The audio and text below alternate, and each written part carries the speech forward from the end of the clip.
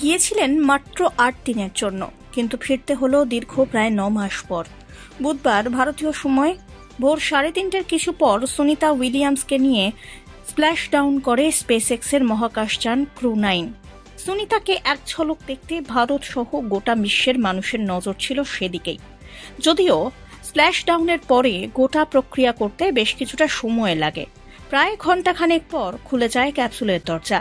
সুস্থভাবে বসে থাকতে দেখা যায় সুনিতা উইলিয়ামস, বুচ উইলমোর, নিক হগ এবং আলেকজান্ডার গর্বুনভদের। জানা গিয়েছে, পৃথিবীর মাটি ছোঁয়ার পরে মহাকাশ থেকে ফেরা 4 মহাকাশচারীর শারীরিক পরীক্ষা করেন চিকিৎসকরা। বিশেষ টিম সুনিতা এবং তার দীর্ঘ 9 মাসের সঙ্গী বুচ উইলমোরের শারীরিক পরীক্ষা নিরীক্ষা করেন। দীর্ঘ প্রতীক্ষার অবসান ঘটিয়ে ক্যাপসুল থেকে বের করা হলো একের পর এক মহাকাশচারীদের। একেবারে হাসি মুখে হাত নাড়াতে নাড়াতে বেরিয়ে এলেন সুনিতা উইলিয়ামসও। যে ছবি দেখার জন্য গোটা ভারত রাত জেগে বসেছিল।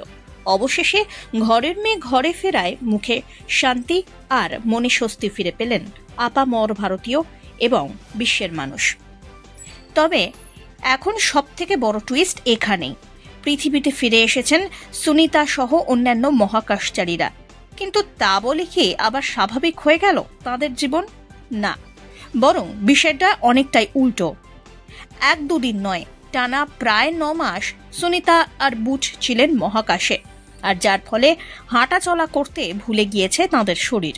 শুধু তাই নয়, স্বাভাবিকভাবে বেশ কয়েক মাস শুতেও পারবেন না তাঁরা।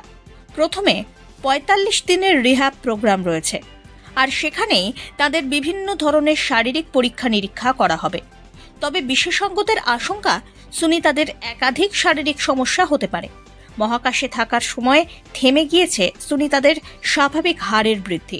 এছাড়াও মহাকাশে মাধ্যাকর্ষণের অভাবে হৃদযন্ত্র কম পরিশ্রম করে, ফলে ফিরে আসার পর স্বাভাবিক রক্ত সঞ্চালনে বেশ সমস্যা হতে পারে। এছাড়াও মাথায় তরল জমার কারণে মুখ ফোলা, দৃষ্টিশক্তি কমে যাওয়ারও ঝুঁকি রয়েছে, এমনটাই জানাচ্ছেন বিশেষজ্ঞরা।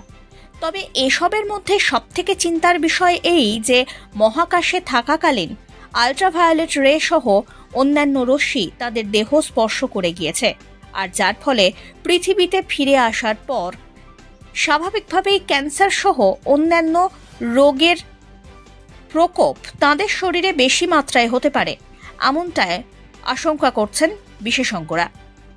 তবে সব রকমের বাধা কাটিয়ে খুব তাড়াতাড়ি স্বাভাবিক জীবনে ফিরে আসবেন মহাকাশচারীরা, এমনটাই কামনা করছে গোটা বিশ্ব।